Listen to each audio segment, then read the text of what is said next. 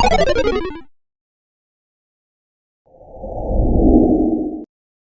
ini aku akan mengulas alur cerita film yang berjudul Marionette. Film ini rilis pada tahun 2018.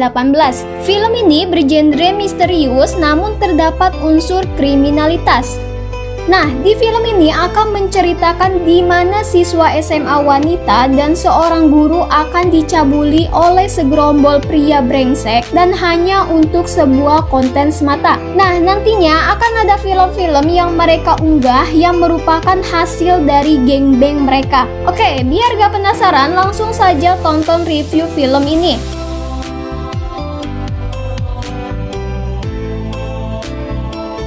Film diperlihatkan seorang anak gadis akan berangkat ke sekolah. Kelihatannya ia masih polos namun agak jendil karena tampilannya yang menor. Ia bernama Liu Minya, berkacamata dan mempunyai rambut sebahu. Sesampai di sekolah, Minya menghampiri teman-temannya dan menceritakan rencana ngedate-nya bersama pacar barunya. Ya, ternyata mereka hanya kenal di internet. Sepulang sekolah, akhirnya mereka ketemuan di sebuah taman. Dan pacarnya ini mengajak Minya jalan-jalan. Awalnya hanya mengajak makan burger, tapi ternyata mereka pergi ke tempat karaokean. Asik berduet, tapi pacarnya ini mulai terlihat tatapan-tatapan mesumnya. Ya, dengan seragam sekolahnya, Minya hanya diam dan menatap pacarnya itu ketika ia mulai disosor olehnya. Scene berpindah ke masa depan.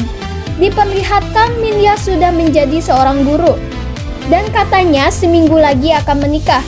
Mendengar berita bahagia itu, murid-muridnya memberikan sebuah surprise kepada ibu guru dengan dekoran kelas yang indah dan ucapan selamat kepadanya. Saat di ruang guru, Minya dan calon imamnya membicarakan rencana pernikahannya di telepon. Ternyata mereka sepakat akan menunda rencana pernikahannya. Setelah menutup teleponnya, Minya meminum sepertikap kopi yang ada di mejanya. Scene kembali ke masa lalu.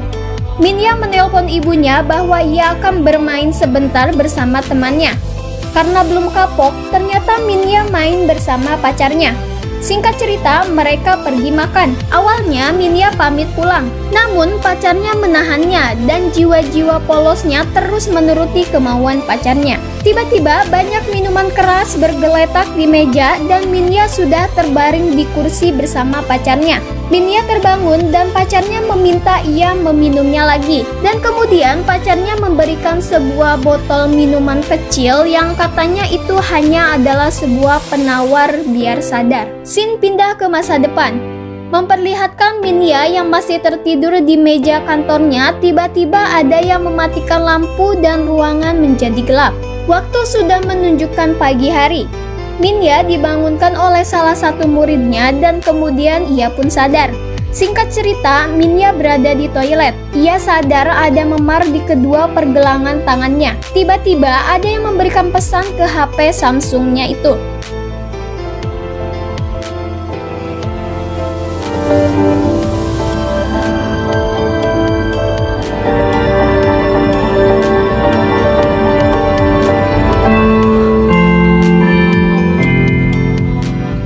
Pindah ke masa lalunya lagi, di mana ia menonton film ketika ia di gengbang. Dengan tangis penyesalannya itu membuat kita sedikit kasihan karena memendam masalah sendiri itu memang menyakitkan. Esok harinya sebelum ia berangkat ke sekolah, Minya mengajak kepada ibunya untuk pindah ke Seoul. Namun ibunya mengira bahwa Minya sedang ada masalah dengan temannya di sekolah. Tanpa menjelaskan apapun kepada ibunya, dengan mata berbinar ia langsung pergi ke sekolah. Singkat cerita, Minya pulang sekolah dan terlihat begitu ketakutan. Namun Tuhan mempertemukannya lagi dengan pacarnya itu.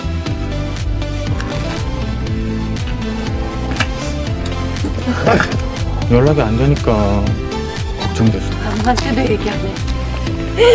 죽을 때까지. 나를?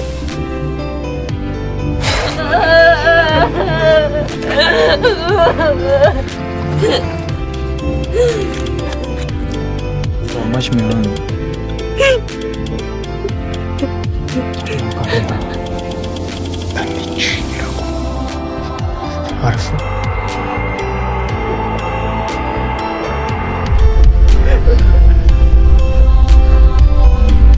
berpindah.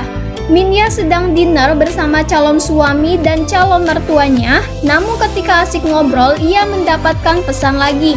Dan calon suaminya kepo, namun tidak diberitahu olehnya. Sudah tegang, malah dibikin tambah tegang. Calon mertuanya itu malah membahas pencabulan yang sedang beredar di internet saat itu.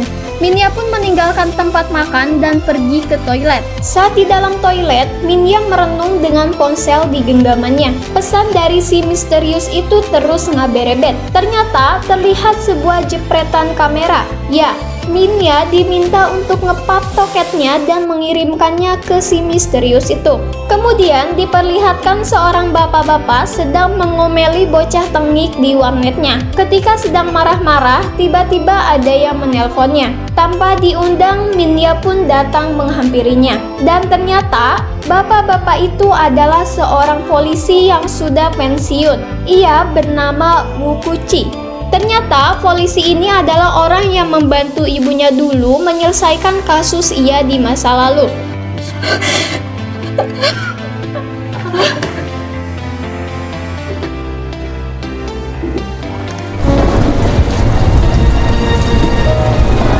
에서 일어난 여고생 윤관 사건의 피의자인 김부근 등 5명에 대해 CD로 제작해 팔기 시작했고, 한 언론사의 특정 보도로 사건이 알려진 후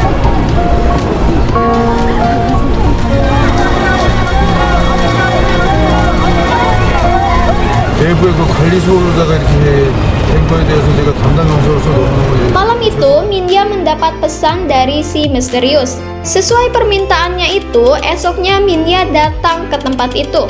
Tiba-tiba, Minya teringat masa lalunya ketika ia diminta untuk meminum penawar itu.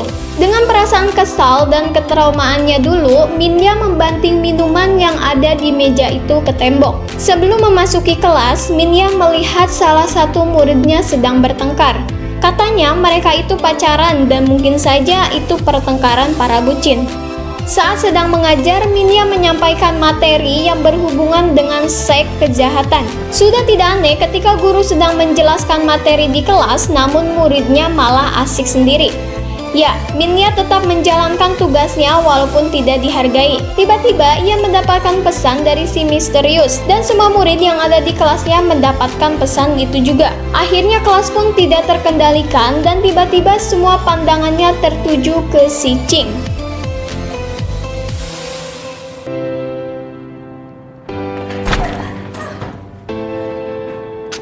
핸드폰 잠깐.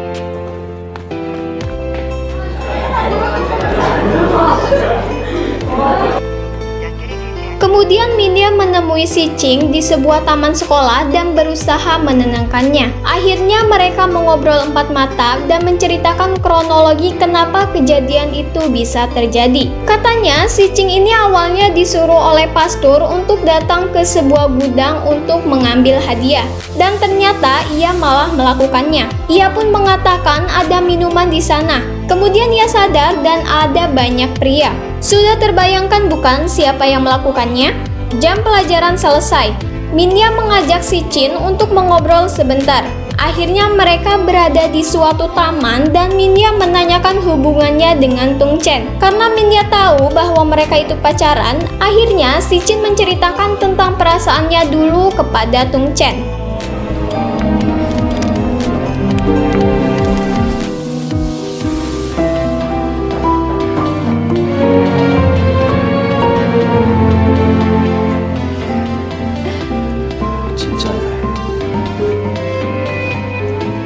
갈래? 인터넷으로 봤어요. 싹 지웠더라. 당연한 거 아니야? 그때도 이렇게 시비를 쓰나 보자. Scene kembali di sekolah. Minya mendapat laporan bahwa Dongjin akan bertemu seseorang. Ternyata ia bersama teman-temannya berada di sebuah tempat ngopi. Kemudian mereka ingin berpindah tempat dan Minya tak ingin kehilangan jejak. Minya terus mengikutinya, tapi tiba-tiba Dongjin mendapat telepon dan ternyata ia diberitahu bahwa Minya sedang mengikutinya.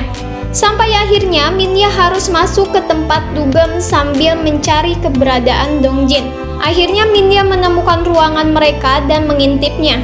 Tiba-tiba keberadaan Minya diketahui dan langsung lari terbirit-birit.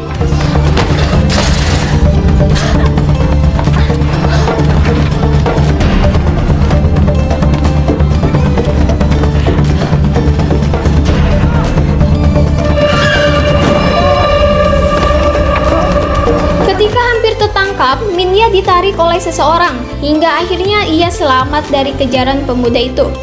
Ternyata Minya ditolong oleh polisi tua itu.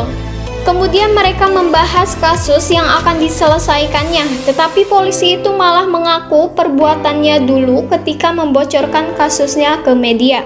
Ia meminta maaf dan memastikan kali ini kasusnya tidak akan terpublik lagi.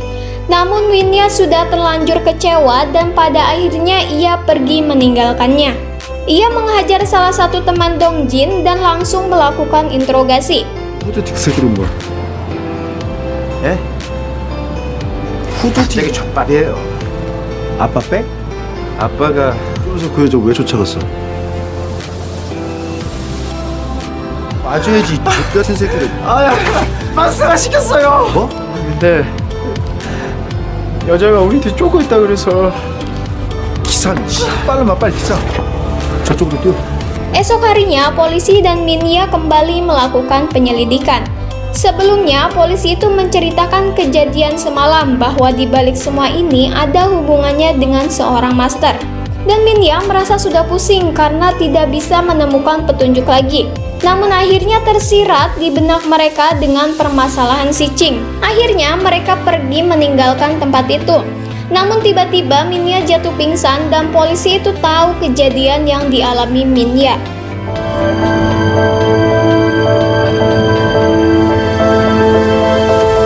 아 뭐예요? 119 신고라도.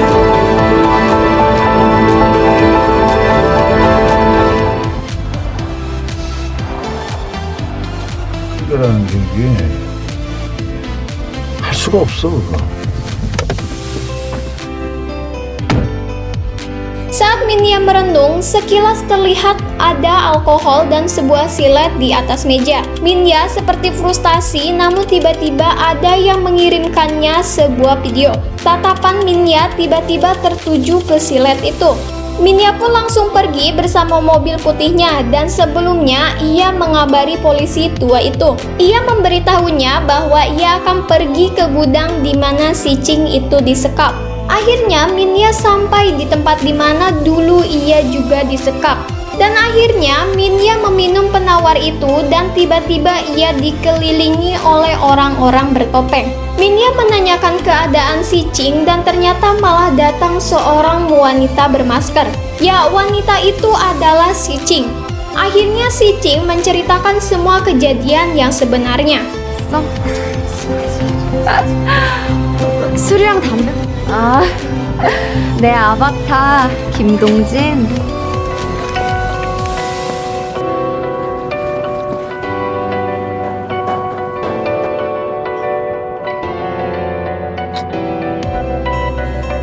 그랬잖아. 그건 예고편이고 본편은 아직 시작도 안 했어. 인터넷에 아동 올리고 내가 경찰서 갔다 왔잖아. 근데 나보고 이런 짓을 사람 또. 걸려서 귀찮게 하지 말고. 땡. 그 말을 듣고 싶겠지. 이용당 앞에 있는 거야. 씨발 빨리 하라고. 시간표 야 빨리 해.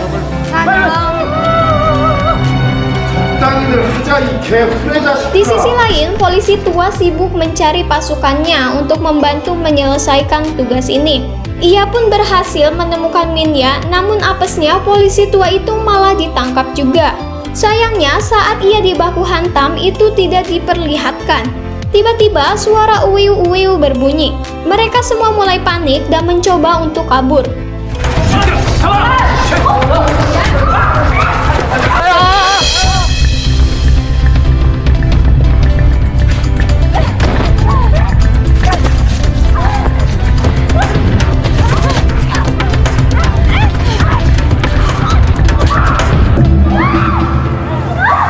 Semua sudah tertangkap dan master itu tidak ada di tempat itu. dan Minya menemukan jejak di mana keberadaan si Master. Setelah itu, Minya pergi untuk menemui di mana Master itu berada. 영재 씨, 경찰입니다.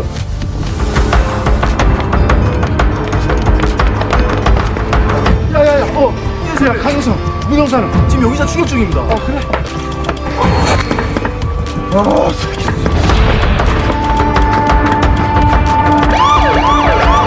Minya tiba di rumah Master itu dan kemudian disusul oleh polisi tua. Mereka berdua masuk dan sampai pada suatu ruangan di mana Master itu berada. Tiba-tiba pecahan gelas itu terdengar dan nampak seorang bocil di hadapannya. Polisi itu melihat banyak sekali piagam-piagam yang tertempel di dinding. Polisi itu pun menghubungi nomor si misterius itu dan tiba-tiba HP yang ada di genggamannya berbunyi.